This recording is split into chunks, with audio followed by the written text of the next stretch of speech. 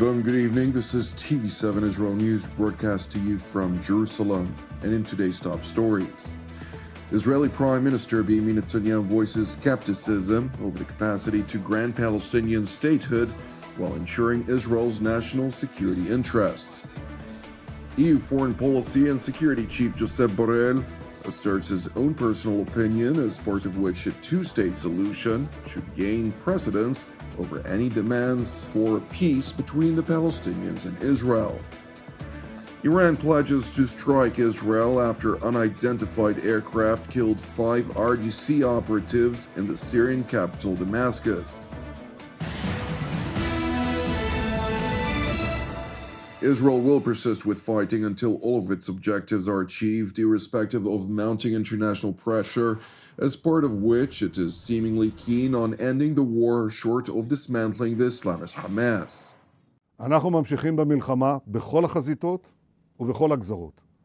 אנחנו לא נותנים חסינות לאף מחבל, לא בעזה, לא בלבנון, לא בסוריה ולא בשום מקום. מי שמנסה לפגוע בנו, אנחנו פוגעים בו. Prime Minister Benjamin Netanyahu's film statement was published in response to a Wall Street Journal report in which it noted a joint effort by the United States, Egypt, and Qatar to pressure Israel and the Islamist Hamas to accept a deal that would include a phased diplomatic process deal, which would start with the release of hostages and eventually lead to a unilateral withdrawal of Israeli forces and an end to the war in the terror-plagued Gaza Strip. בעניין חטופינו, אנחנו החזרנו עד היום 110 מהחטופים הביתה, אנחנו מחויבים להחזיר את כולם. זהו אחד מיעדי המלחמה, והלחץ הצבאי הוא תנאי הכרחי להשלמתו. אני עובד בעניין הזה סביב השעון, אבל שיהיה ברור, אני דוחה על הסף את תנאי הקנייה של מפלצות החמאס. החמאס דורש תמורת שחרור חטופינו את סיום המלחמה, הוצאת כוחותינו מעזה, שחרור כל הרוצחים והאנסים של הנוח'בה והשארת חמאס על כנו. אם נסכים לכך, לוחמינו נפלו לשווא. אם נסכים לכך, לא נוכל להבטיח את ביטחון אזרחינו, לא נוכל להחזיר את המפונים בבטחה לבתיהם, וה7 באוקטובר הבא יהיה רק עניין של זמן. אני לא מוכן להשלים עם פגיעה אנושה כזאת בביטחון ישראל, ולכן לא נסכים לכך. The Israeli premier went on to assert that the conditions set vis-à-vis Hamas prove that there is no alternative to achieving a decisive victory and the raging war on terror which the Palestinian Islamists launched upon Israel by perpetrating a horrendous massacre on October 7th. את הדברים האלה אמרתי לנשיא ביידן בשיחתנו בסוף השבוע. אני מאוד מעריך את התמיכה של ארצות הברית בישראל, גם הבאתי זאת בפני הנשיא. ועם זאת, אני עומד בתוקף על האינטרסים החיוניים שלנו. הדגשתי בפני הנשיא ביידן את הנחישות שלנו להשלים את כל יעדי המלחמה ולהבטיח שעזה לא תהווה עוד איום על ישראל. ולכן אני עומד על כך שאחרי שנשיג את הניצחון המוחלט, אחרי שנחסל את החמאס, לא יהיה בעזה שום גורם שמממן טרור, מחנך לטרור או משלח טרור. עזה חייבת להיות מפורזת בשליטה ביטחונית מלאה של מדינת ישראל. אני לא אתפשר על שליטה ביטחונית ישראלית מלאה על כל השטח ממערב לירדן. כראש ממשלת ישראל, אני עמדתי בתוקף על העמדה הזאת, מול לחצים בינלאומיים ופנימיים כבירים. ההתעקשות שלי היא שמנעה במשך שנים הקמת מדינה פלסטינית שהייתה מהווה סכנה קיומית לישראל.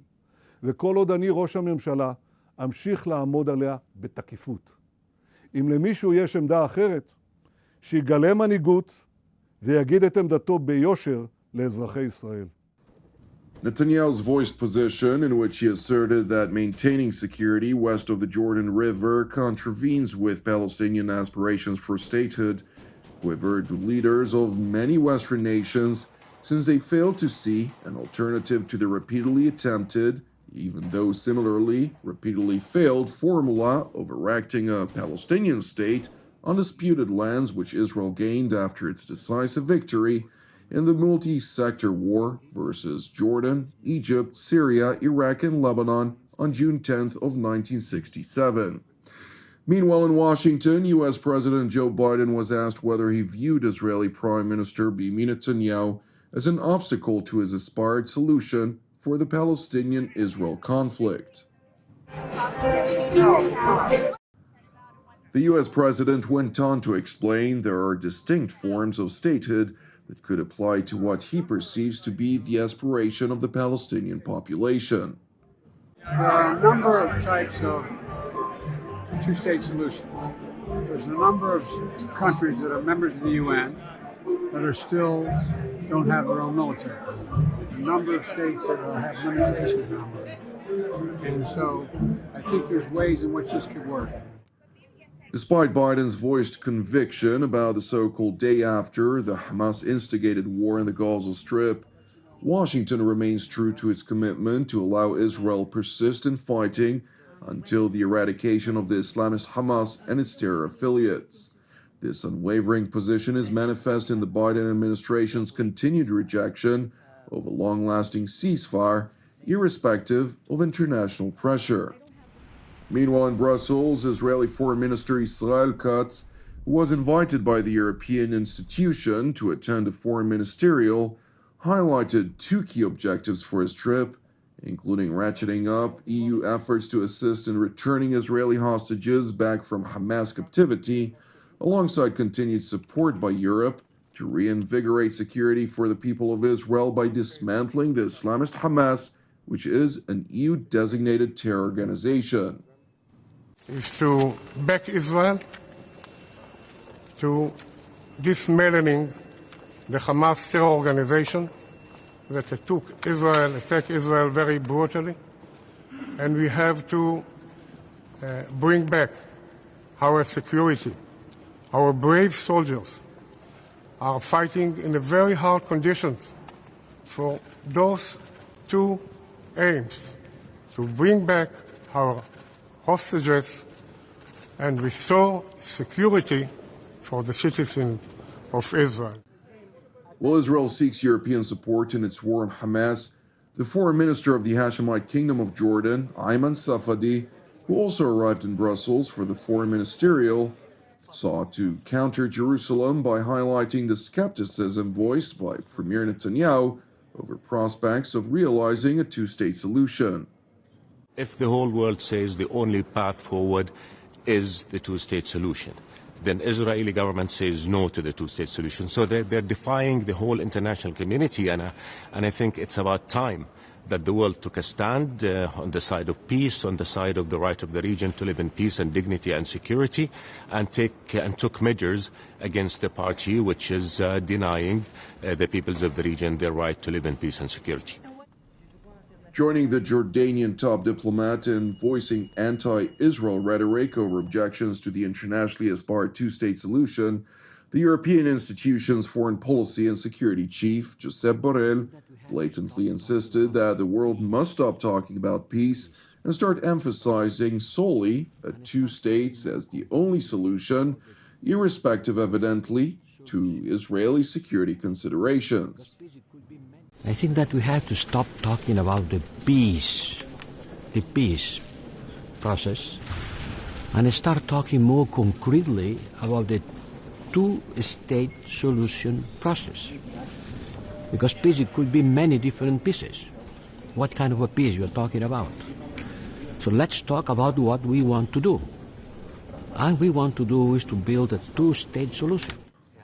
Borrell went on to acknowledge that his position is detached from the majority of European nations which do aspire to see on the one hand a two-state solution, however, contingent upon a formula that will guarantee security for the State of Israel. Meanwhile, in Iran, President Ibrahim Raisi vowed to punish Israel after unidentified aircraft launched salvos of missiles toward the Syrian capital Damascus, effectively killing 5 senior operatives of the Islamic Revolutionary Guards Corps Quds Force, including the chief intelligence officer, who was in charge of coordinating activities with Tehran's proxies in Syria. In spite of Tehran's allegations, the IDF spokesman's unit did not confirm or deny its alleged responsibility in response to TV7's request for comment. Meanwhile, hundreds of Iranian Ayatollah regime supporters took part in the funeral of the 5 RGC terror operatives during the course of which they called on the mullahs in Tehran to exact revenge. مهمترین و بهترین پاسخی که میتونه بده همین که با این به زودی و یک انتقام سخت برخورد بکنه و مهمتر از همه این که پایگاه‌هاشون رو تو منطقه از بین ببره. It is important to know that prior to the latest strikes against Iranian RGC operatives, Tehran had doubled down on instructions to its regional proxies, with Iran-backed terror groups launching multiple attacks spanning from the international shipping lanes in the vicinity of the strategic Strait of Bab el-Mandeb all the way to Iraq, where the Popular Mobilization Forces, or Hashd al-Shabi in Arabic, launched multiple projectiles toward bases housing U.S. forces, causing both multiple injuries as well as material damage.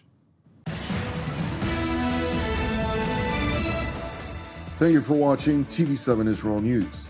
I'd like to encourage you, keep praying for the peace of Jerusalem as well as the salvation of Israel. Moreover, it is important for us, of course, to highlight that TV7 Israel is a donation-based non-profit ministry with all of our productions available free of charge. Therefore, if you're blessed by our daily updates and would like to help us bear the costs, please consider making a donation. You can do so by visiting our website www.tv7israelnews.com. I'm Jonathan Hessen wishing you a Shavuot Tov u'Mevorach, and God willing, we'll see you during our upcoming TV7 Israel updates. Until then, Shalom from Jerusalem.